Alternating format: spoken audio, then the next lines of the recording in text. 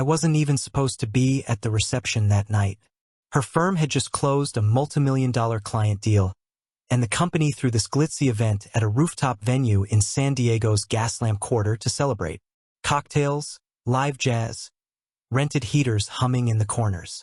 It was the kind of place where everyone knew not just who they worked for, but who they were trying to impress.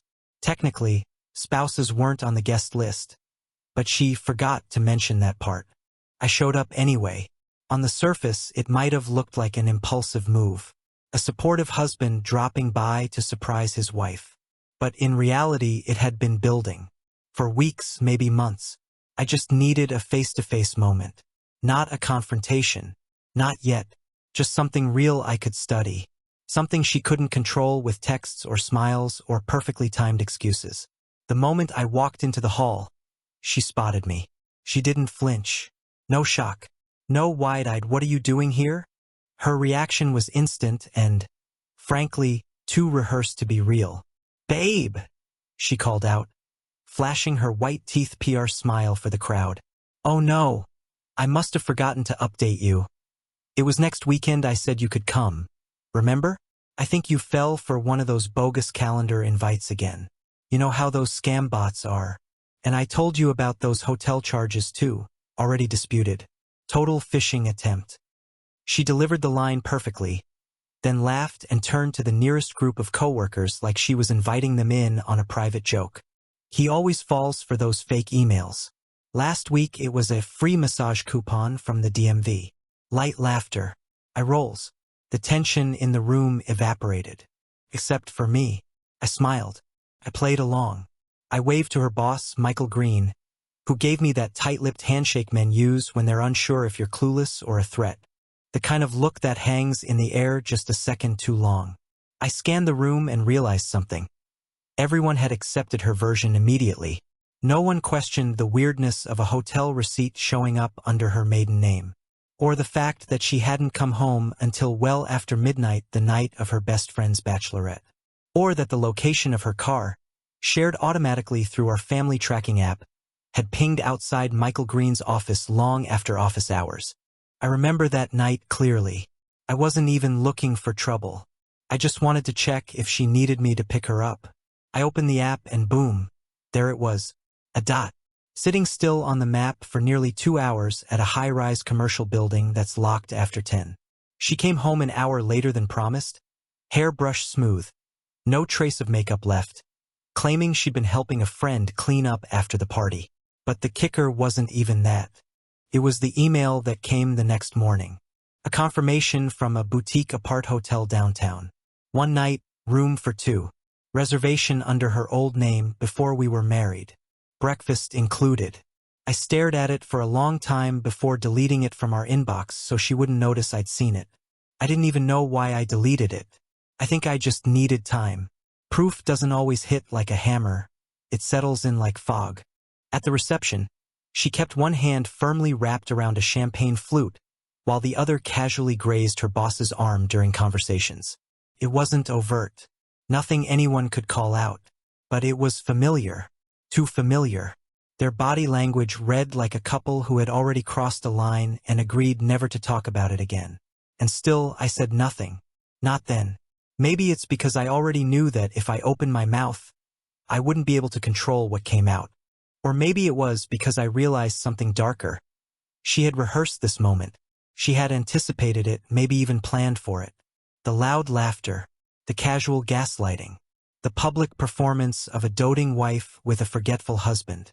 It wasn't defense, it was deflection. Sharp, calculated. And it worked. Her coworkers laughed, nodded, moved on. Someone from legal handed me a glass of bourbon like I was being rewarded for taking the joke well. I played my part, smiled, sipped, pretended the faint buzzing in the back of my skull was just too much caffeine and not the slow hum of clarity forming. Later, as I stood near the balcony trying to get some air, one of her colleagues, a junior analyst, maybe, walked up and said, "Hey man, I hope you don't take it personally. Melissa's just been a little stressed lately. Michael's been leaning on her hard." I raised an eyebrow. Leaning on her? Yeah, all those late-night meetings, strategy stuff. He trusts her like crazy. Trust. There was that word again. It had started to feel like a joke. I nodded like I appreciated the insight, then wandered back inside, blending into the sea of tailored suits and practiced networking. She glanced my way once, her smile faltering for a split second before she turned away to grab another drink. And in that blink of hesitation, I saw it not guilt but calculation. She wasn't nervous that I might find out. She was trying to decide how much I already knew. That's when I knew for sure I wasn't wrong. About the car location. About the hotel booking. About the way she kept calling every lie a misunderstanding and every receipt a mistake. The public version of the story was airtight, sure, but only because no one else knew to ask the follow-up questions. She was betting on me not connecting the dots. I didn't argue with her that night. I didn't question the ride she claimed to have given a coworker at midnight, or why that coworker's name never showed up on the receipt or her texts. I didn't even push back on the hotel under her maiden name. I just smiled, kissed her on the cheek, and told her I'd see her at home. But inside, something had shifted. Not just suspicion. Strategy. See, she had her story and I had mine. But unlike hers, mine didn't need to be said out loud yet. Mine was still gathering weight. Because while she was busy managing perception, I had already started to collect something much more dangerous than doubt. I had started collecting patterns. And patterns never lie. By the time we pulled into the driveway that night, I'd already started counting the lies. Not in anger, not yet, but like a detective sorting through evidence that doesn't quite fit. Melissa went straight upstairs to change out of her cocktail dress, humming like someone with nothing to hide. I lingered in the kitchen, staring at the wine glasses left in the sink. There were two of them, both stained with lipstick, subtle pink and bold mauve. She only ever wore Clear Balm. I remember because I used to joke that kissing her was like kissing air. I didn't say a word, just rinsed them and let the thought sit. The next morning I woke up early. She was still asleep. Her phone was nowhere in sight, probably buried in her purse again like it had been for weeks. I noticed that change before anything else. How she suddenly couldn't leave her phone unattended. How she carried it with her into the shower and turned its screen down on every surface. Notifications no longer popped up. They buzzed silently, cloaked. A month ago, she'd changed the password on her iCloud account. Said it was because of a work security audit. I didn't question it. But she forgot about the old laptop in the guest room, hers from 2 jobs ago, still linked to her original backups. She hadn't disabled syncing. That's how I started piecing it all together. Little fragments, nothing obvious on their own, but when I put them side by side, they formed a language. One she never meant for me to read. There were calendar entries that stopped syncing. A blank stretch across weeks, where before there had been detailed color-coded schedules. Girls' night, yoga, leadership offsite, all gone. Just empty blocks now. When I asked her once about dinner plans, she said, "Oh, it's in the calendar." Even though I'd already checked and seen nothing. In her car, clean, organized, always smelling like eucalyptus. I found a man's tie, not folded, not hidden, just tossed in the trunk like she was in a rush. Dark blue silk, monogrammed initials I didn't recognize. I held it for a long time, wondering if this was the moment I finally asked the question out loud. But I didn't. I put it back exactly where I found it. Because I wasn't ready for her to start covering her tracks. One afternoon, I borrowed her car to get it detailed as a favor. She had left it running low on gas, so I stopped by the station and scrolled through her recent destinations on the GPS while waiting. There it was again, an address near the waterfront. Kept popping up. A small lot near Michael Green's office building. Not their headquarters, but a separate property. Office annex, maybe. She'd been there at least 8 times in 3 weeks, always on Thursdays. And always for 2 to 3 hours at a time. When I casually asked what she did during her long Thursday lunches, she shrugged and said she ran errands or worked through them. Errands don't usually involve valet-only garages near boutique hotels. I checked her rideshare history next, thankfully synced to the shared email account we once set up, for convenience. Over and over, I saw the same pattern. Drop-offs at a quiet corner 2 blocks from the apart hotel and pickups hours later from a side street near the same location. Always late. Always booked under a business class profile. I started checking the names of restaurants she claimed to be going to for girls' nights. I even called one once, asked to confirm a reservation under her name. The hostess sounded confused. "No reservation under Melissa or Green," she said. "Are you sure it's for tonight?" Green. That name kept threading through everything like a splinter I couldn't dig out. At first, I thought it was just proximity. He was her boss, after all. Of course, his name would show up in work emails, calendar invites, meeting notes. But then I found one thing that didn't fit. In her wallet, tucked between 2 store receipts, were 2 identical hotel keycards. Boutique branding. No names, just numbers printed on the back. I looked them up. Room 514. Hart Hotel San Diego Waterfront. Same as the one from the auto receipt that hit our inbox 2 weeks earlier. I didn't say a word. Instead, I started timing her packing habits. She used to hate overnight trips. Always complained about dragging her toiletries around. But lately, her travel kit disappeared and reappeared like clockwork. Gone most Thursday mornings, back in its place by Friday. Once, I noticed her small perfume bottle was half empty after a single-day meeting. The scent was different too. Warmer, muskier. Not her usual. The laptop backups started pulling in browser history. Incognito mode doesn't stop cloud sync. Not if you forget to turn it off. I found searches like, how to erase hotel visit history, and do apart hotels keep guest names on file. She had searched the name of a florist known for private deliveries. One that offered handwritten notes and non-disclosure policies for elite clientele. One evening, I sat in the car and looked over everything again. Notes on my phone. Screensh *TS. Addresses. Dates. It was like holding a net full of fish. Slippery pieces that made no sense on their own but formed a shape when viewed all together. She was careful, but not careful enough. Like the time I found a crumpled napkin in her coat pocket. Faint smudge of lipstick on the edge. Folded inside was a receipt, 2 glasses of Syrah, charcuterie, and 1 almond tart. The timestamp was 8:17 p.m. On a Friday, she claimed to be helping her cousin move. That same cousin posted a story from Vegas that night, tagging herself across state lines. And then there were the business cards, or rather pieces of one, torn in half, stuck between the seats of her car. A man's name on the corner, someone I didn't recognize. When I searched it, it led back to Michael's former assistant, fired 6 months ago. The connection was thin, but my gut told me it mattered. Why would she have his card? Why would she tear it? I started checking little things at home too. When she drank wine, how often she wore makeup on weekends, the sudden appearance of new lingerie that still had tags hidden in the drawer. I noticed how she started double cleansing her face at night, something she only ever did after long makeup days.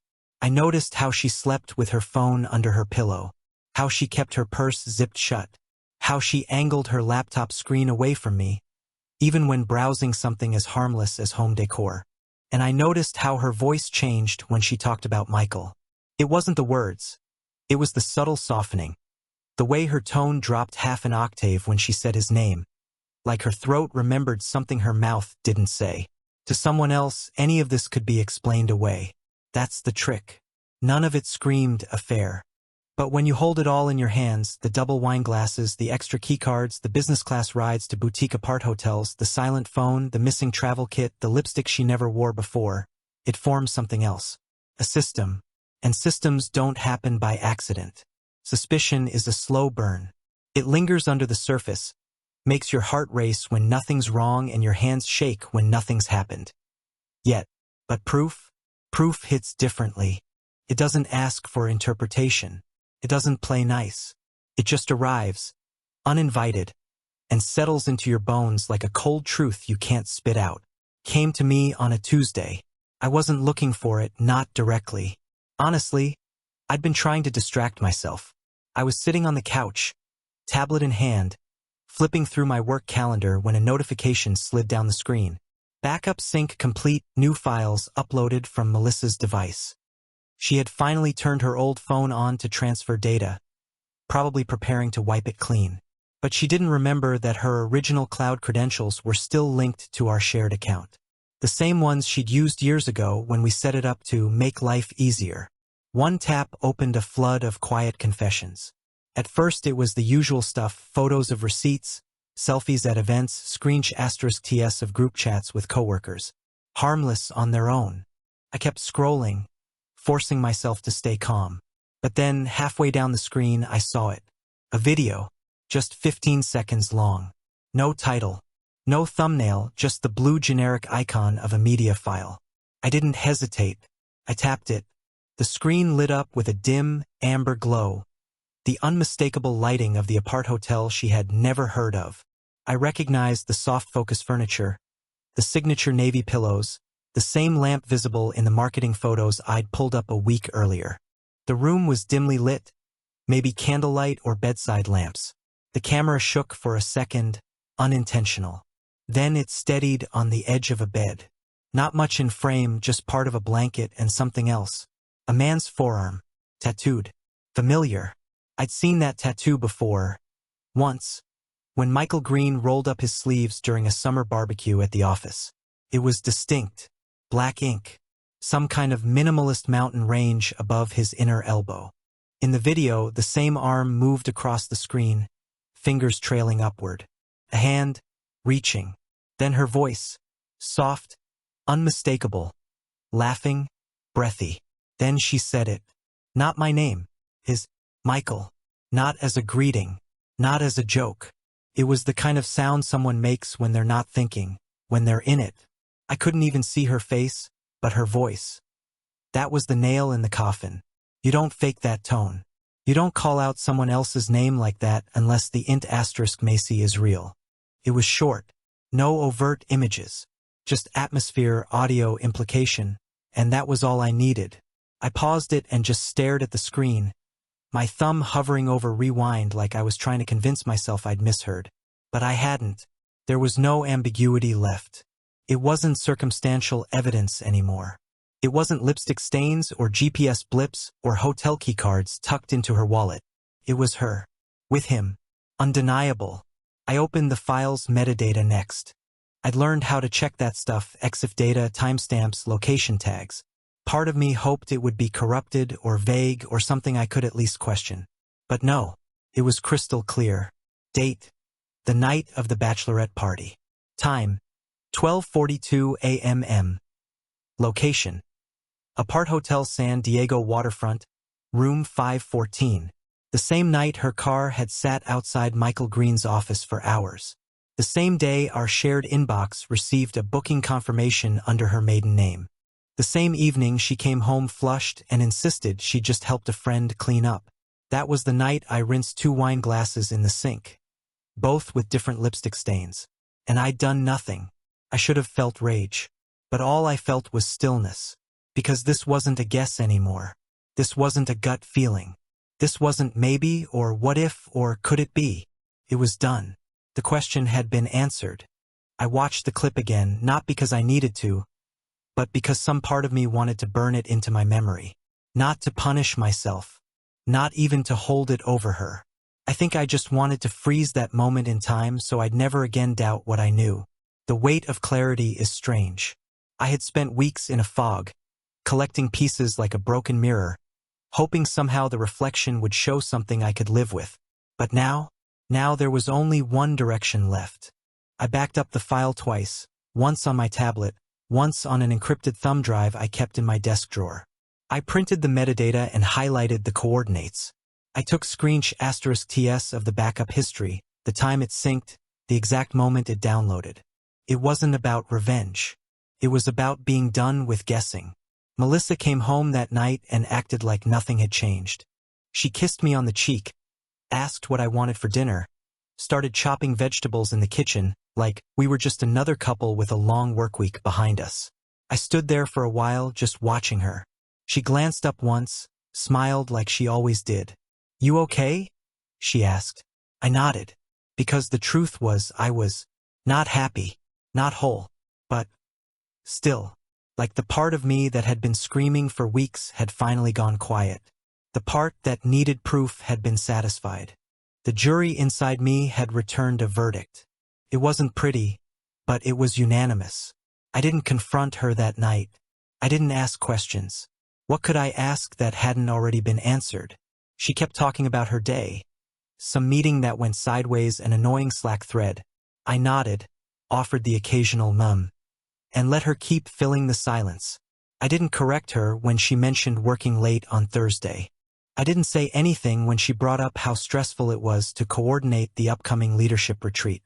I just kept my hand on the table, feeling the weight of the USB drive in my pocket like a loaded coin.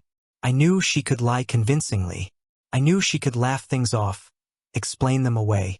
She was good at it, too good. But I also knew this: you can't explain away a voice calling another man's name, in a hotel room you said you never entered, at a time you swore you were somewhere else. The next day, I walked into her office while she was at work and looked around. A few stray items caught my eye: Michael's conference badge in the junk drawer, a scarf I'd never seen, a branded notepad from the hotel itself with a room number scribbled on the corner, 514. I left it all untouched. That evening, I sat alone in our bedroom and started drafting an outline. Not a letter, not a manifesto, just a list. Not for her, but for me. Video proof, metadata plus timestamp, receipt under maiden name, GPS history of car location, wine glasses with 2 different lipsticks, keycards from apart hotel, tie in her trunk, deleted but recovered messages from her old phone. The pattern had become a picture.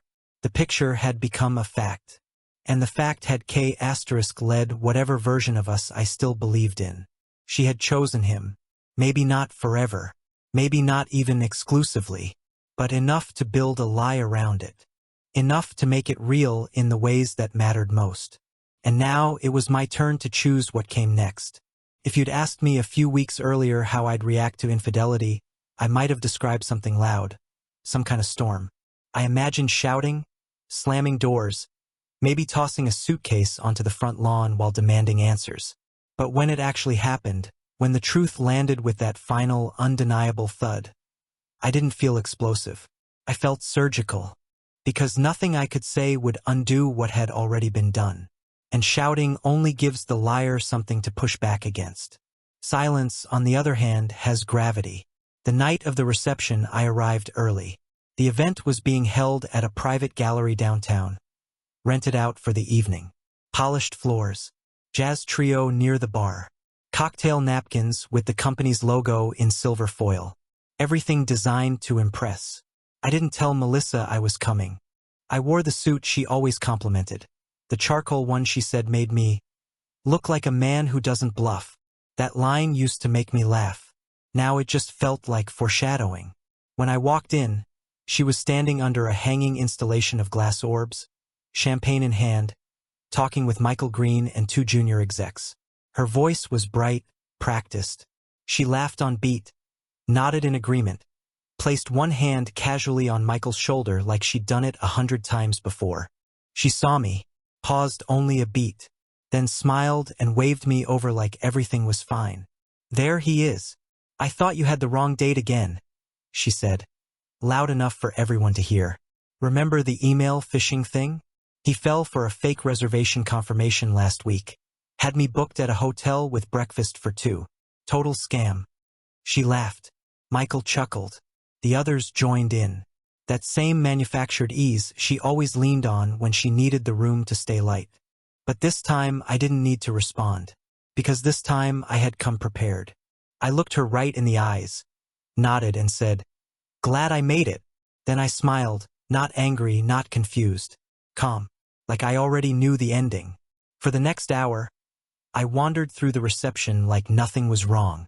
I made polite conversation, sipped the company's expensive scotch, even complimented Michael on the client win, just to watch the tension ripple through his jaw. Melissa kept glancing at me. I could tell she was waiting for the other shoe to drop. But I gave her nothing, until I did. Around 9:30, she pulled away from a group and stepped outside to take a call. I followed at a distance, waited until she turned her back, then sent her a message. Just a file. No words. No caption. No subject line. Just the video. The 15-second clip from her cloud, now titled, simply, "Proud of this." I watched from behind a column as her phone buzzed in her hand. She looked down, tapped the screen, and froze. She stopped breathing. I swear I saw it. For the first time since this entire thing began, she looked unsettled. Not because she'd been caught, not exactly, but because she realized I'd stopped asking questions. There would be no confrontation, no last-minute negotiation, no speech about trust or disappointment, just consequences. She locked her screen, pocketed the phone, smoothed her dress, then walked back into the room like nothing had happened. Only now, her smile didn't reach her eyes. Her laugh came half a beat late. She touched Michael's arm less often. She drank water instead of wine. I didn't approach her again. I didn't need to. Let her wonder how much I knew. Let her guess whether I had shown the video to someone else. Let her spiral, trying to retrace every lie she thought she had buried. That night, for the first time in months, I didn't feel like the one in the dark. I watched her from across the gallery, and all I saw was calculation folding into itself. The woman who always seemed one step ahead finally looked like someone trying to catch up. And I wasn't chasing her anymore.